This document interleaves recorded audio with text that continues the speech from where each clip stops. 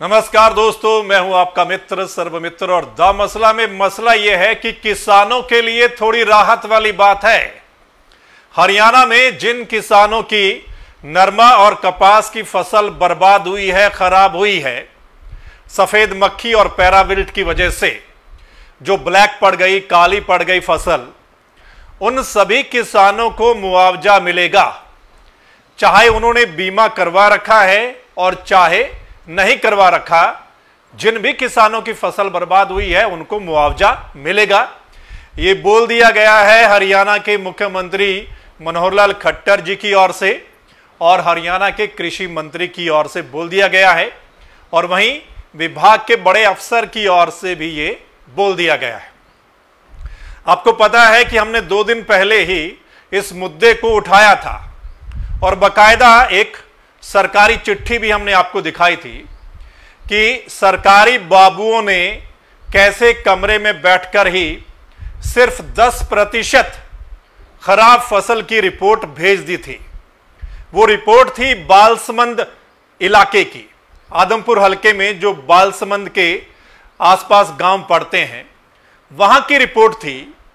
वो पेपर हमारे हाथ लगा और उस दिन हमने रिपोर्ट की थी कि देखिए कैसे सरकारी बाबू कमरे में बैठकर ही रिपोर्ट तैयार कर रहे हैं।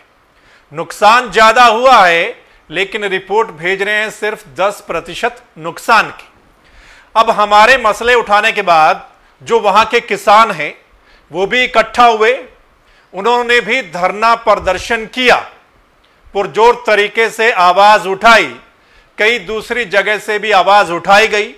हमें बहुत सारे किसानों के फोन आए, हमने कहा कि इस मसले को हमने अच्छे तरीके से उठाया है और कार्रवाई होगी। और ठीक वही हुआ कि सरकार ने ऐलान कर दिया है कि उन किसानों को मुआवजा मिलेगा जिनकी नरमे और कपास की फसल जो है वो खराब हुई है। अब क्या है कि एक बात और बोल दी गई है कि किसानों को खुद आगे आकर कुछ रिपोर्ट नहीं देनी है, यह लिखवाना नहीं है। गांव स्तर पर, हर गांव के स्तर पर ही मुआयना होगा, गिरदावरी होगी, अफसर आएंगे आपके गांव में।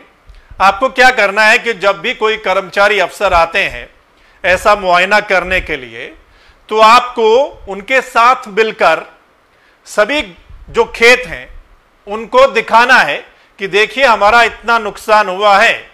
10% नहीं, हमारा 30, 40, 50, 60 जितना भी नुकसान परसेंट हुआ है वो सब उनको दिखाइए, जितने भी खेतों में ऐसा हुआ है, ताकि सही रिपोर्ट जो है वो ऊपर तक पहुंचे और किसानों को सही मुआवजा मिले। अब क्या है कि सरकार ने बोल दिया है, चाहे किसी ने प्रधानमंत्री फसल बीमा योजना के तहत बीमा करवाया है या नहीं, उन सभी को मुआवजा मिलेगा।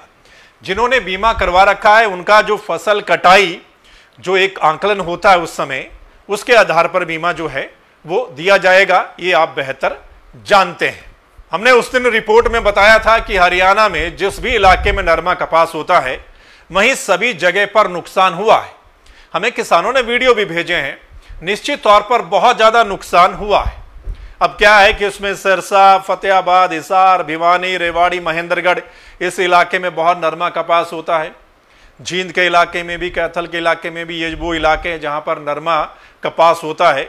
उन सभी जगह से हमारे पास फोन आ रहे थे, इसलिए हम आपको सूचित कर रहे हैं कि ये रिपोर्ट जो हम आपको दिखा रहे हैं ये हर किसान तक पहुंचनी चाहिए, ताकि हर किसान को ये जानकारी पता चले, वो जागरूक हो, उसको पता चले कि उसकी खराब फसल का उसको मुआवजा मिलेगा।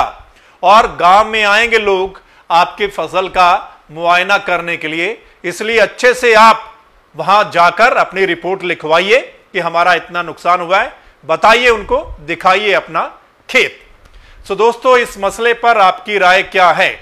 आप कमेंट के माध्यम से हमें जरूर लिखकर भेजिएगा। आप क्या सोचते हैं?